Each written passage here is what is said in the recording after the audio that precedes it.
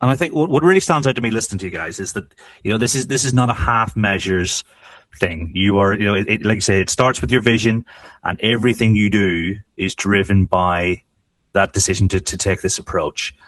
And I think the fact that it's no half measures, some of the things that come to mind is the empathy of teachers, the experience of teachers is really, really important. And perhaps the resourcing of, as an increasingly bilingual curriculum. How do you manage the logistics of teaching through two languages? Teaching through two languages, is a difficult thing to do, and it takes its time. And as our teachers join us, working through the approach and working through the systematic approach that we have to teaching is really important. It's about knowing what our key targets are for our teachers. So what is the key language? What is the approach? And how does it fit with what's been taught before and what's been taught after? So, as Fumi said, it's not for the faint-hearted, but there are a lot of structures in the background that you can hang on and you can work with. Each of our French-speaking classes also has a native French speaker in the classroom. So that way, as James said, we can ensure that our children are coming out with the crisp French accent rather than an English native speaker's best French accent, which is never really going to cut it.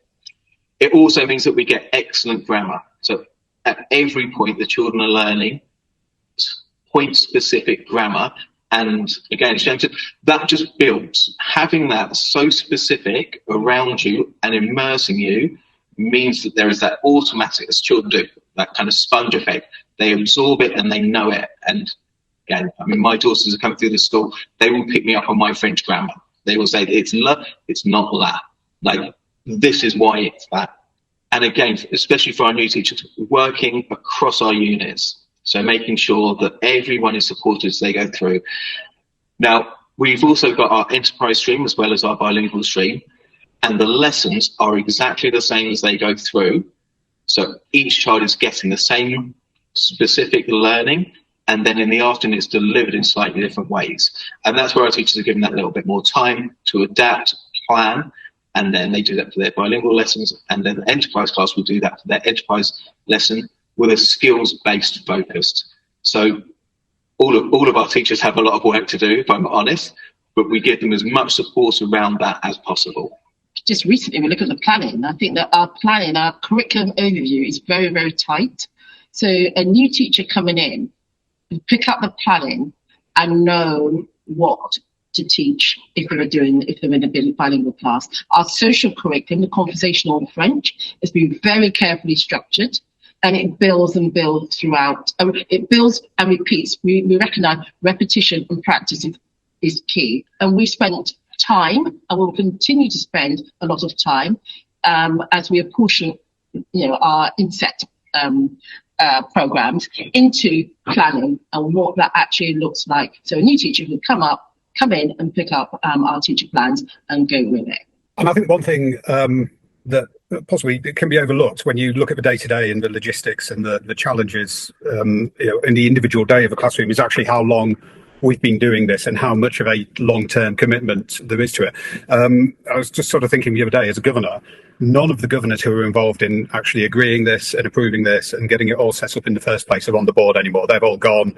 In some cases, they've been replaced 2 or 3 times with people doing a term of office and then going.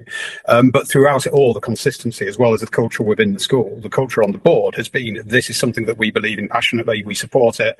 We want to make it work, and we recognise that isn't something that you do in a term or a year. It's something that is a multi-year project. So we've been sticking at it for a long time. And I think over that time, certainly in my conversations with teachers, it's been apparent how every single year has further refined and further improved and further developed what we're doing, because it is quite, in both our streams, quite a niche thing. Both of them are doing the national curriculum, and we use the international primary curriculum, and we've used that for years as sort of part of our wider outlook.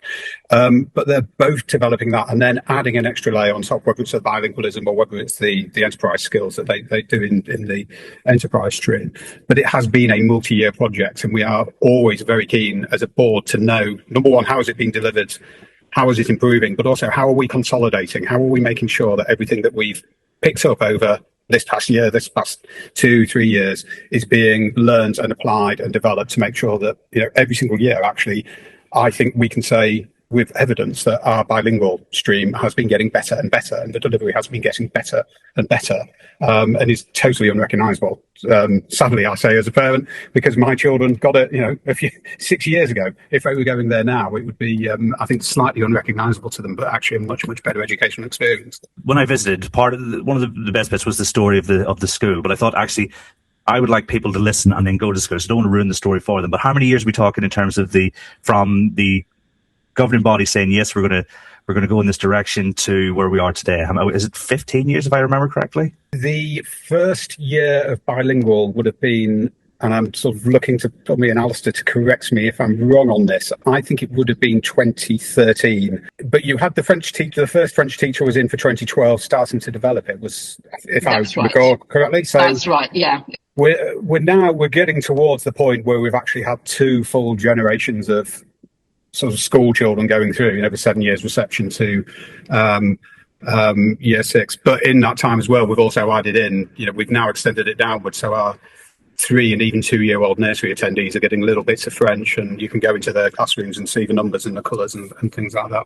So it has, like I say, been a long-term project, and one that we've been committed to, despite sometimes occasionally a bit of pressure that maybe we want to change the way we're doing things. We've been quite firm in our view that we need for this to develop properly, and for teachers to know that that's going to happen, that they're secure. What they're doing now is going to have a value for a long time, not just to be a whim that we throw out the window in a term's time after another conference. You don't see this very often in education, which I think makes the story even more fascinating. You've clearly made a decision to really go for this. I mean, does that end then actually, in terms of teacher retention, because they're fully bought into the model, do you find that actually you're having to say, no, you're ready for the next step in your career? Because I've definitely met schools where that's the case, where like people could have been assistant heads or deputy heads many, many years before. It strikes me as that Shaftesbury Park is the kind of place where people stick around and they want to be there because they really wholeheartedly believe in things. Is that a fair assumption? Yeah, I think mobility is not high at Shaftesbury Park. People do tend to stay once they're here. However, that's not to say that those don't move on. People don't move on, teachers do. But one of the things that people find very surprising is that recruitment of new teachers who are bilingual hasn't been an issue for us. People tend to do their research, like what they read, what we put out, and come very specifically to teach at our school. So we haven't found that a challenge in terms of recruiting, and therefore when people know that, if they want to move on and progress, that's equally embraced, as well as equally being happy to accept new members of staff who want to start their bilingual teaching journey. One of the things we as a board do, as governors, is whenever a teacher leaves, we do the exit interview as a sort of slightly independent, but still fairly senior people within the school. We like to give teachers the opportunity to tell us what they think about it. So obviously one of the questions is we ask them about why they're going, and it is invariably, I think it's fair to say, quite a few. Every teacher has different reasons, and particularly teaching in London is quite tricky just from a practical point of view because it's an expensive place to live. But it's a fairly clear pattern that teachers are staying here a little bit longer because what we're doing is something a bit different and it's a bit special, and they feel they're getting more from their practice and for their career from Shaftesbury Park as a school than they might do perhaps moving up a step in terms of management into middle and senior leadership.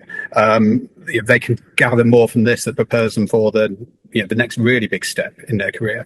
And I think the other point to make as well, because oddly, even though it's an exit interview, I always ask the entry question, what was it that attracted you to Shaftesbury Park? And one of the things that comes across very, very strongly, not just from the bilingual teachers who have gone on, but also from the non-bilingual teachers, is that they are very, very attracted by what the school's doing. And even if they aren't coming here to do bilingual, that was one of the things that first grabbed their attention. This is a school that does something a bit different, and maybe this is a school where I want to be there because they have ideas and they're not just following the national curriculum and following the processes, but doing something a bit more innovative and exciting. if we get right into it, what does effective maths teaching look like to you? You know, it's such an interesting question, because it sounds, if you're speaking to someone who isn't in education, that they'd be thinking of such almost a blindingly obvious question. It doesn't even need to be asked. Wouldn't really think of asking a doctor, like, what does it mean to be good at your job? It should seem so obvious, doesn't it? But I think that's the biggest problem in education, that question does have to be asked. It is pertinent. When you dig into it a bit and just kind of peel back the layers a little bit, you realize your own biases are coming out a wee bit. We all have bits of baggage and our own values that we kind of hold on to. If you were to ask maybe 10 different teachers what it means to be effective in their domain, you're going to get 10 very different answers on that. So much signal noise about it. It gets quite political at times, and it's just a complete hot potato over here at times as well. But look, I would try to define it as best as I can as effective teaching is you are directly bringing about the maximum amount of learning for the most number of people as possible in your class. I guess that then begs the question of what we think learning is. And as we've encountered a lot in our work in the curriculum review, it's not as simple as it looks like. I would say basically to be an effective maths teacher, and in the primary sector where we're both from, every teacher is a maths teacher. So we're trying to drive long-term memory change in the pupils. So we're trying to make sure, because of their time with us as a teacher, there are things that at the end of their journey with you, they now know or can do that I guess they weren't able to do or didn't know before that. And I think that's probably the closest I would hold that. Dan, I think Dan William was over in Northern Ireland recently, wasn't he? I mean, do you think that's going to be like, are many people on board with that definition? Because it definitely got a lot of pushback in like the early 2010s in England, where it was like, there was definitely one, like you say, it can get political. It was a reasonably pointed conversation about whether or not that was the definition. I mean, what do you think the reception has been like for that?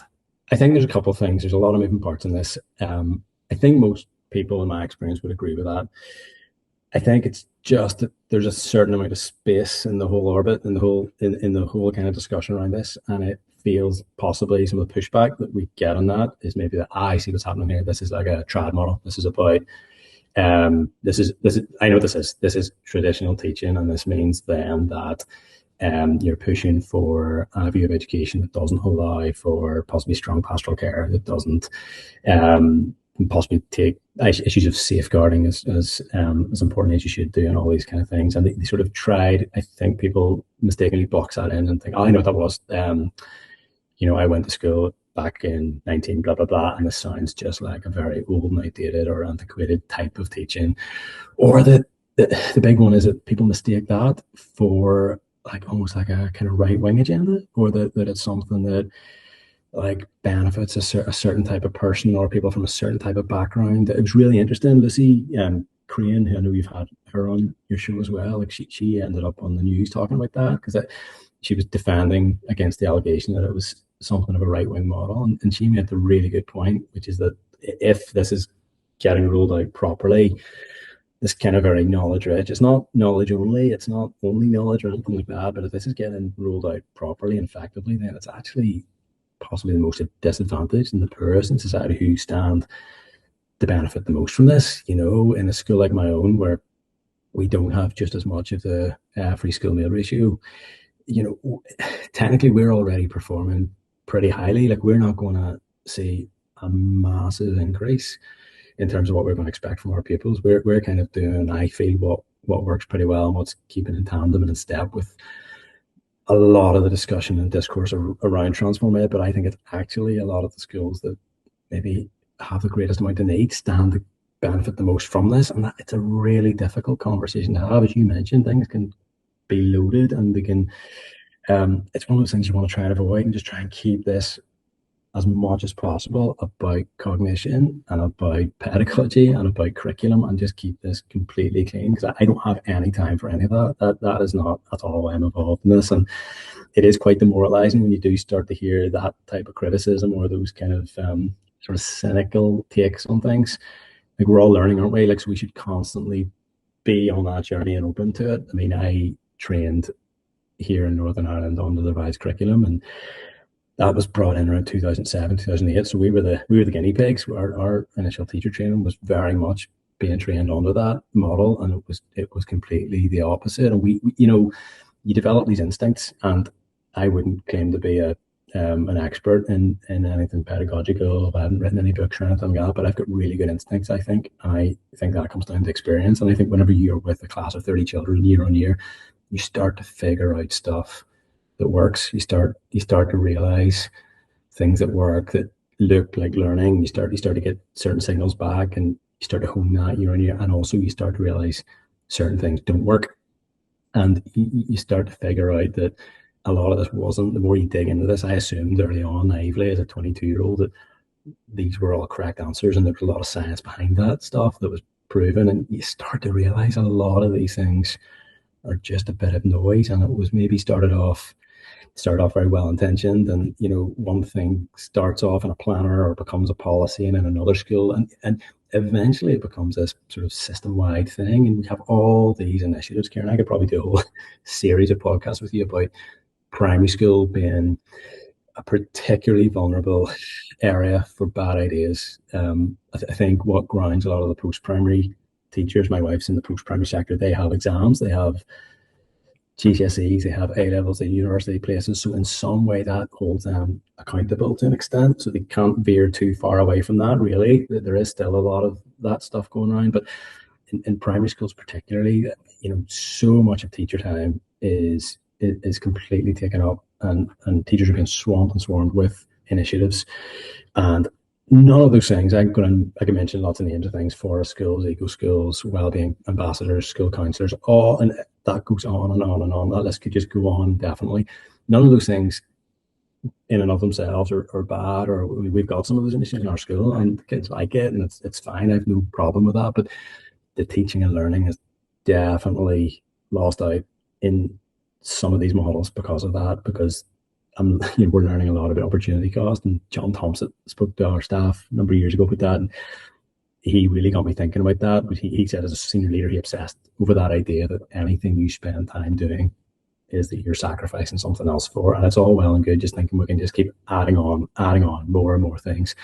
And it is actually the work in the class that suffers there. The more and more you push into that, and it becomes a bit of an arms race. And you find out a local school, because there's a lot of competition in areas. So I am on a tangent here now, Kieran, but people launch these kind of initiatives, and parents are looking around with their little children at nursery school thinking what school to go to. And it's all very warm, isn't it? Warm and friendly and nurturing. And that then becomes something that other schools want to take on, and they get their watermarks for their website and for their letterheads and all of that. And none of those things are bad in and of themselves. But one thing I really admire about all the work that we have done in this curriculum review, and the whole point of Transform Ed is putting teaching and learning back in the middle of this again. And I think that's really exciting. I want to take for granted that children come to school happy, and that we can be a safe space for kids, and that children know who to speak to if they're unsure about things. And we need to absolutely get that message out. But the balance is off. The balance is really off on that. And yes, there's been a lot of flack that gets taken by people who try to do that, and it is unfortunate. But I think people need to try to be a bit more positive and optimistic about this, because the curriculum that we've put together here, it's good, and it's going to give teachers hopefully a lot of assurances and things, so a lot can get in the way, but I am feeling good about it. The thing I always think about is every child in Northern Ireland having access to the same high quality education. That is something, if we can manage that, that'll be amazing. And there are two things that really stand out to me in what you said there, right? The two big logical fallacies that maths education struggles with are the straw man, where it's easy to build up this imaginary position because the straw man's easy to attack, and the false dichotomy. And if you think about every single layer of math teaching, there's is it procedural, is it conceptual, is it this methods, or is it whatever, there are lots of ways where things are set up against each other, and really it's the nuance. But what you said about real teachers in classrooms work out what works. So if we give them access, or if they're given, I say we as if I have any control of this, but if teachers are given access to that really powerful knowledge about the most effective way to transfer knowledge, like you say, from the novice from the expert to the novice, then they'll realize, well, actually, not only am I more effective, but I'm also saving a whole lot of time, because like you say, every minute spent on X initiative is a minute not thinking about which questions am I going to ask my class tomorrow. So my faith is in teachers to drive that, because obviously I don't want to be the teacher, because when a teacher comes from another school and they say, in my school we, but because like in 2012, whenever they released the consultation, it was very much the same shift that the teachers in England and in primary and secondary were expected to go through. And so having seen that firsthand, I've seen the power of the classroom and the power of things like research ed, which I hope come to Belfast and different parts of the north more frequently, because I think that's where it's in teachers and teachers driving things forward. That's what gives me the greatest amount of hope that actually every child will, because with this highly specific outline of what every child is entitled to learn, well, then we can then turn our attention to, well, actually, what's the best way for them to learn this? Because then they become members of society that contribute in the most powerful way. And having worked in disadvantaged areas my whole career, what do you say about it? I've seen that bear out. Those kids benefit the most from high quality teaching like this. So fingers crossed, I suppose, is what I'm trying to say. There was just on to pick you up on that point.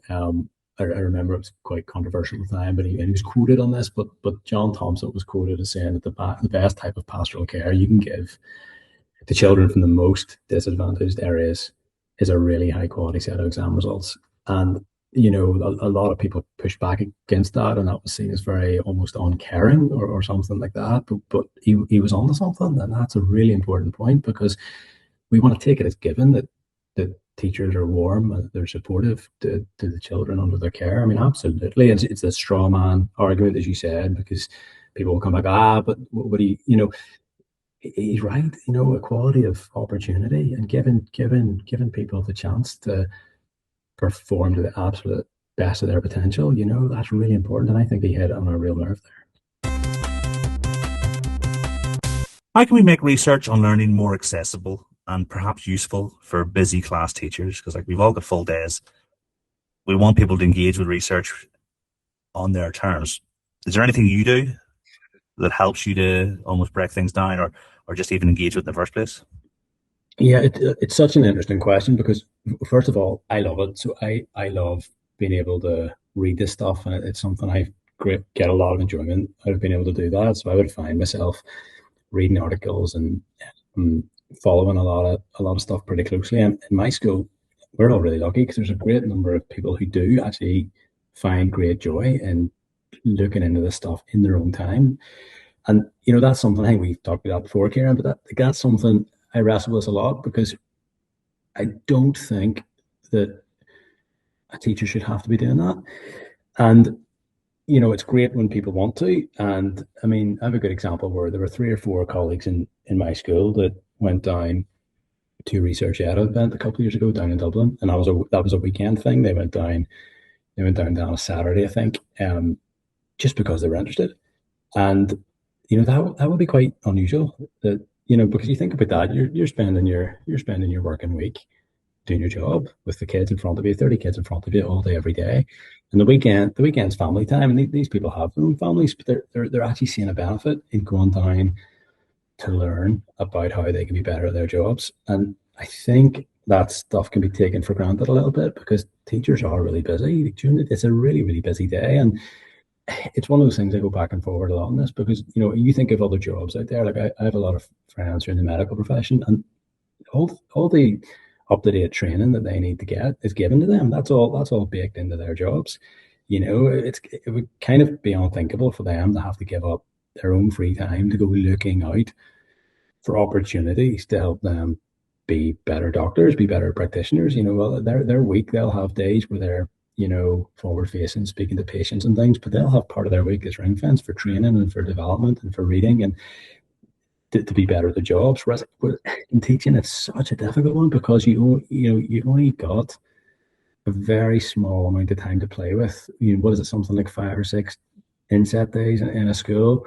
And that's back to us what we were saying a couple of questions ago, where you have to be very, very intentional, clear about how you want to use those days, because they just evaporate really, really quickly. And if they're not used properly, then there's not a lot of value, and you are expecting people to go back and to take this on themselves. So yes, while I'm really interested, while I love all this, while I love sitting on a Monday evening chatting to you about this stuff, because it makes me tick and I love it, and there's other people I know who also love it, I think we need to be giving this stuff to teachers. And it's not the job of a teacher to be sitting at night trying to decipher all these studies and to figure out what's worth pressing into and what is maybe better left for another year, put this in the back burner. And they shouldn't be deciding on all these things about their priorities for future development and so on.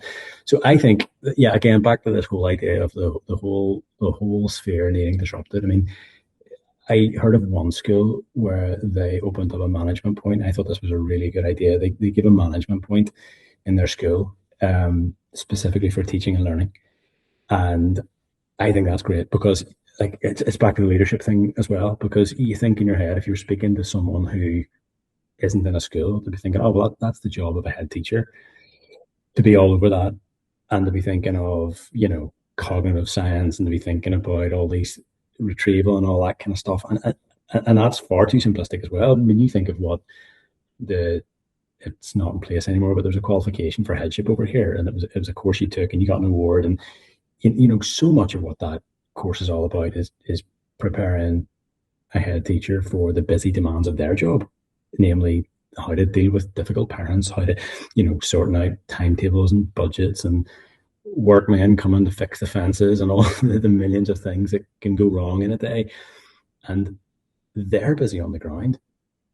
Teachers are busy in the classrooms, and it always feels there's these sort of areas of responsibility you get in schools where someone can have an area of responsibility, and you get that promotion allowance, and it's never really been done before in primary, where someone is actually really looking after this whole metacognition, teaching and learning, and I think that would be a really good way in, because then they could be the gatekeepers. They could be all over that then, so they'll have their time allowance.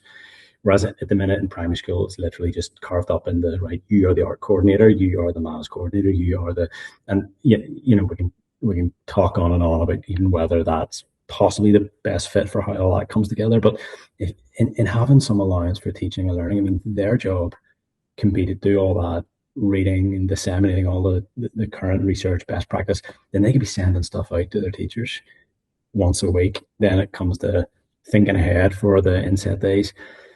They could be picking up the phone, speaking to their kind of counterparts in other schools in the local area. And then you could be off the races. Then you can start to think, right, okay, there's something here. We're going to, you could say, right, we're going to host all these teachers to our school on this day, and and it could be the first part of a series then. And then you can really start to dig deep into that. So yes, to come back to what you're asking, teachers are really busy. I don't think it's the job of a typical P4 teacher in Northern Ireland to have to be sitting reading through all these articles about how the brain works and about all that. It's great if they're interested in it, and we would hope that there would be a lot of coverage in that in their training and that they are interested in it. But once you're in that job, you've 30 kids that you're accountable for, and I think it would be a really good thing if schools could kind of get ahead and maybe, I mean, it's like a management point or two. It's a drop in the ocean in terms of school budget, and that would be a really good way in, because then it's somebody's responsibility. You know what they say, when everybody's accountable, nobody takes it on. Whereas if this was treated like the way maybe assessment is treated in a school, I think there's a lot more potential for being able to do something really great with that. They could be sending out weekly newsletters to their staff. They could say, right, for the next time we meet, I want you all to read this chapter, and then we're going to go through that in the next meeting. And lots of these short video clips of best practice. You get loads and loads of things you could do with that, and I think that would be a really positive step forward. I would encourage them to read as much as they can, but again, that is relying on a lot of goodwill there, Kieran. And unfortunately, at the minute, there's so much of that already in our profession, So, but whereas I think it's a good idea forward, especially like head teachers. It's the sort of thing as well. If you go into a post-primary school, you'll have principal right at the top, and then usually if the school's big enough, there'll be two vice principals. One typically will be in charge of curriculum, and one will be for pastoral needs. And primary schools just aren't built that way. They don't have that infrastructure, and it just ends up that leadership end up so busy on just having to run the school, having to make sure everything works. And I don't think it's on them either to be having the time to keep abreast of all these developments. Things come out so quickly, and it's something. There's a lot of discussions, I think, and after Transform Ed starts to get implement it. I've been told that there will be something around kind of hubs of resourcing and things like that. So I am quite positive and enthusiastic about that moving ahead. I mean, like as someone who enjoys reading research and going to research ed and stuff, but I know that it's not certainly among the primary teachers, it's not something that happens all the time. So, but I think if that model were to exist, you know, because I think you're right. I think head teachers are almost like civil servants, but they don't enjoy the flexi time that, you know, normal members of the civil service would get. They've got so much bureaucracy, so much safeguarding, so much external stuff to deal with, that having someone makes total sense. You know, because I think because the big thing is autonomy. You know, that's normally what it comes down to. That's normally why there's governmental decisions not to mandate one way of teaching, because of the, you know, perhaps the arguments from the unions and perhaps even just teachers in general not wanting to get on board with it. But if it's teacher led and if it's teacher driven, but actually we can save a lot of time because there's lots of conversations we don't need to have, then I think, you know, that would be a fantastic model to have. And I think for the person who got to be the bridge between research and the classroom, what a fantastic career opportunity that is as well. Because I mean, the person will be doing what they loved and being able to contribute massively to the school as well. So, you know, I can totally see where you're coming from. It's the follow-up as well. Like quite often, and I don't blame management for this, because everyone in lots of ways feels like they are operating on a sort of a bit of a tick sheet at times. And a lot of that is to kind of appease the next rung up the ladder. So it feels like in lots of ways, teachers are having to go through a lot of hoops to appease possibly management in schools, who are only doing that really because they feel like that accountability with obviously the external bodies and things. But a lot of it then you sort of think, right, has this been done primarily with the intention of improving teaching and learning, or is it kind of a wee bit of a box ticking exercise? I mean, you get these courses sometimes that people put on, where we've had several in the last number of years, and there could have been upwards of 20, 30 schools represented. And you know, in lots of ways, right, you go to the day and you take your notes, you go through the presentation, and the stuff's all emailed out and so on. And, you know, it could be good, bad, or indifferent. And you're maybe taking little notes and you're whispering your colleague beside you, oh, right, we must try that out. That's something that we need to look at next year. Or, yeah, we'd love to do this. And like, it's back with this sort of working memory thing again. Like how often does that happen? We joked about this in the staff room recently, where, you know, so often you come across these good ideas and things, and, you know, without the follow-up, without the time to digest that, it kind of gets lost because you're back at your desk on Monday morning and so on. And without that, almost, I don't mean accountability in a sort of in a stick sense that you were talking about. It's more of this need to actually think, well, what have we done with that? Nearly, it's like, is there another day the next month where we actually start to plan for how we embed some of the stuff? Because otherwise it becomes very ad hoc then, and you maybe get a couple of teachers who took a lot out of it, and they're firing into it, and they're, you know, like, great, we're starting to embed this, and we're looking at how we can change this from last year to fit this in and so on. Or you have some people who say, oh yeah, that was pretty good, I must get around that, and then that's gone. Like that's completely out of their bandwidth, you know, because they're on to something else. And I just feel like without much of a follow-up, things end up just, right, we've done that. We've done that, and that would be my big worry. Whenever it comes to us all starting to take on, you know, issues of retrieval and spacing and looking into all these types of things, I really hope that the time is taken to make sure we get this right, and that it doesn't become this thing that, right, retrieval, great, we've done that now, we know what that is, and almost because it kind of feels very familiar to people, and you hear they go, yeah, that's kind of what in your mind you like to think you do anyway. So when you hear that kind of stuff, people will most likely, they're very unlikely, people are unlikely to hear the stuff and go, that's not at all how I teach. I feel like once that stuff gets presented to you, it's so intuitive, and you feel like you've seen this stuff before, you've experienced it, and you go, oh yeah, that's done, we know that, I've been doing this, or I'm just going to do X, Y, Z, and that's me up to date with that.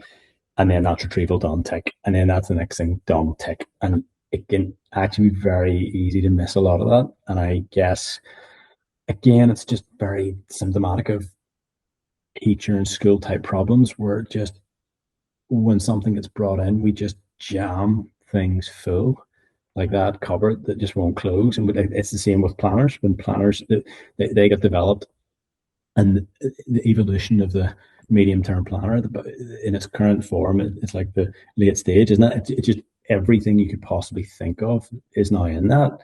So it used to be maybe just a series of learning intentions. To then it was like, oh, that's not adaptive enough, or that's not. So then we chatted about this last week. We end up having to put, what's your differentiation? If you put that in your 6 weekly planner, or what's your, is your classroom assistant signed that, or have you got all the strategies, and have you got all the activities in that, have you got your reflections, have you got all that? And the danger is that we just completely overload it and it becomes meaningless. And I would far rather schools pull everything back and maybe just focus on it. Sounds really radical because like school development plans are quite busy documents, and maybe they need to be. I don't know. I haven't written one. But just choose one or two things and get really, really good at that one or two things, and see what that looks like after a year. Like maybe your school get really good at questioning. Like maybe you were able to walk into any one of the 14 classrooms, depending on the size of the school, and there was a wee bit of coherence, and you could just kind of see that. You could experience this kind of standard and this real reflective, adaptive teaching, and maybe they get really good at those one or two things. And then the end of the year, it's like, well, what if we push that a little bit? And we start looking at the show me boards and how you tie that in with your I do, we do, you do, and your worked examples. And maybe after that you start looking at your non-examples. I mean, that's something I'm only now starting to get into and learn about. Again, intuitively, it felt like I was okay on that. Like it felt when I started hearing about non-examples, I was like, this kind of sounds familiar, because I knew there was just something about that sounded really interesting. And maybe accidentally we do that. Guys, here's what I want you to do. Careful you don't do this, or something like that. And you maybe get that kind of right by accident a few times. And that's kind of been my experience.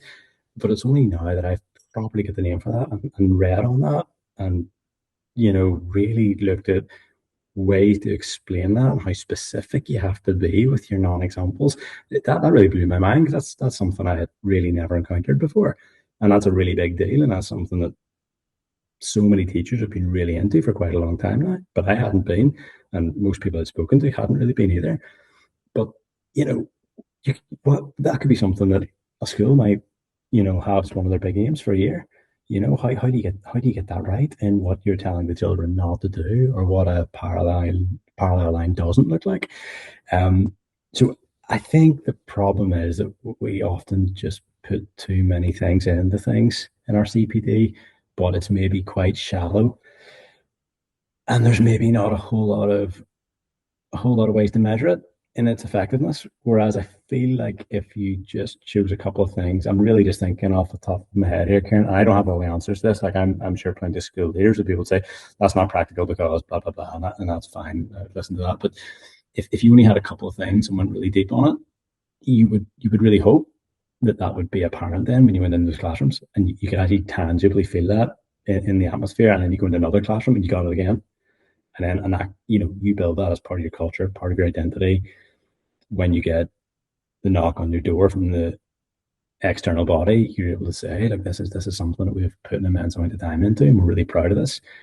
And we have deliberately not gone for the typical things. Like, there's a lot of, we've talked about that before, there's a lot of fads at the minute, there's a lot of things that people feel pressured to press into. And there are other ways to do things, but it does take a lot of thought, and maybe take some mistakes to get made along the way too. And I think there's a lot of fear. That's the other thing. There's a lot of fear out there, and people worry about competition as well, because like we've got a situation in a lot of towns where there aren't the same birth rates that there used to be. So you've got schools feeling like they're in competition with each other, and that's a big thing too, where it's almost like an arms race,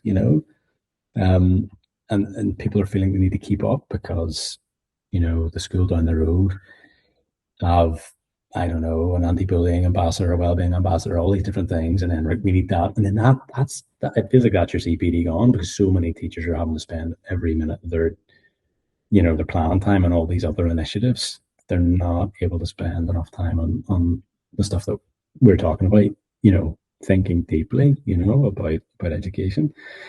But I do think we'll get there. I do feel quite good about it. We make education a zero-sum game. It's a race to the bottom more than anything, so the more we can do to stop schools from feeling like they're in competition with each other, then the better, because basically you want to pay it forward for everybody else in your community. And I think, I think you're naturally self-deprecating. I suppose it's the way of the world and in our neck of the woods.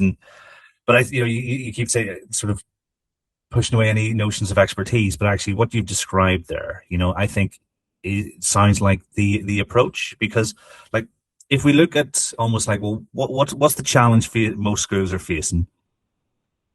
A significant proportion of their kids can't remember what they were taught 2 months ago. So what are the 3 things that are going to help us improve that? Well, our mode of instruction. So like you said, worked examples, the routines for the utilization of whiteboards. The big thing is, like, end of term, we've got decision fatigue. We want to be the most effective version of ourselves, even when we're exhausted.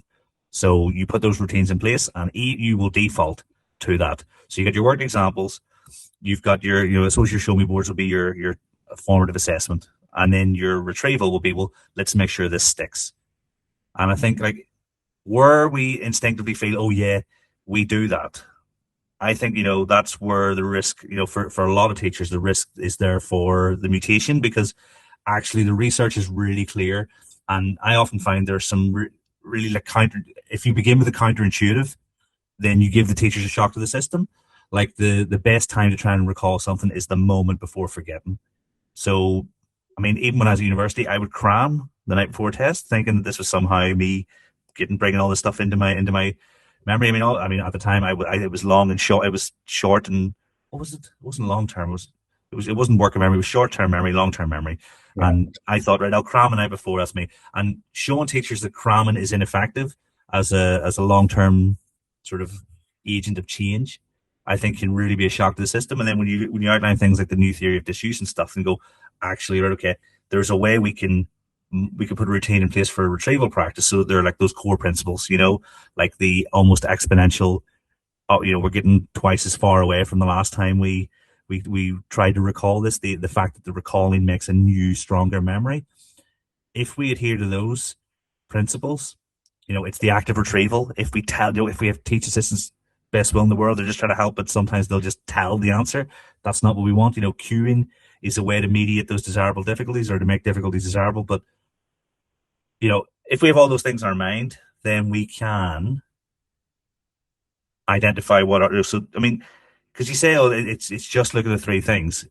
If we think about how all those things can be broken down into component parts and put it together as a routine, which becomes a behavior, or a habit then becomes a behavior, you've got 4 years worth of real work there, I think, but it's the highest leverage stuff.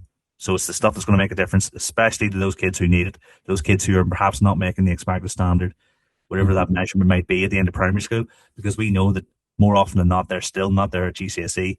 And that's when their contribution to the world, and when they're what they can expect to receive back in remuneration.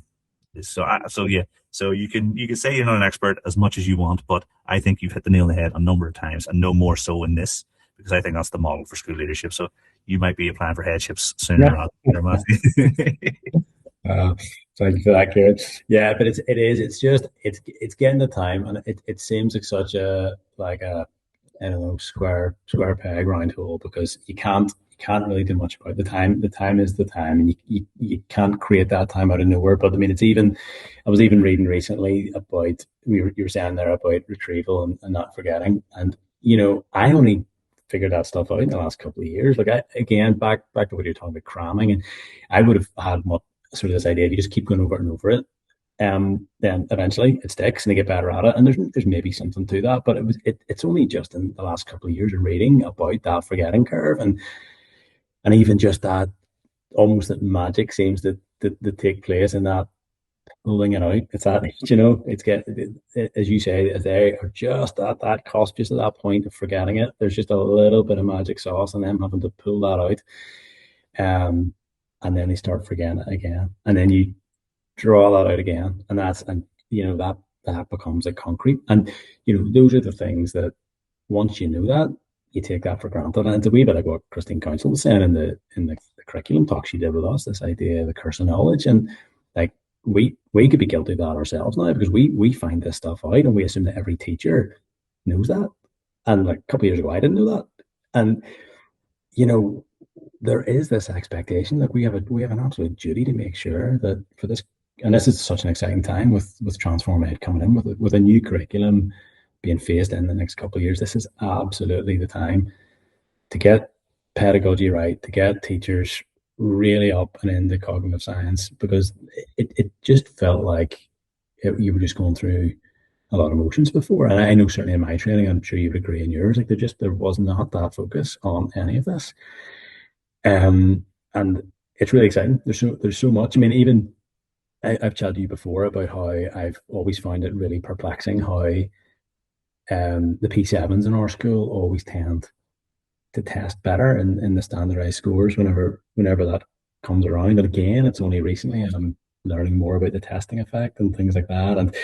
And I was even reading up on like different ways to structure how you facilitate your curriculum. You know, like the idea, obviously we know about the spiral curriculum and so on. But recently I was reading, it was actually one of Navine's articles, who was in our drafting group, and you know, she'd written about the Strand curriculum, and I don't know, again, if that's something you've spent much time on, but I assume that was just very similar to the spiral curriculum, not realizing fully what that was. This idea that you're constantly coming back to lots of things in very small doses almost every day. So like in a maths lesson, a particular day, you know, you're maybe 5-10 minutes on this, 5-10 minutes on this. And, you know, I sort of feel like in lots of ways, accidentally, people can get that right, particularly if they're teaching in a year group where there is something like a CIAG test coming up that year, or your SATs over with you and so on. And, you know, when would teachers get the chance to actually think about that? You know, unless they stumbled into that by accident or they were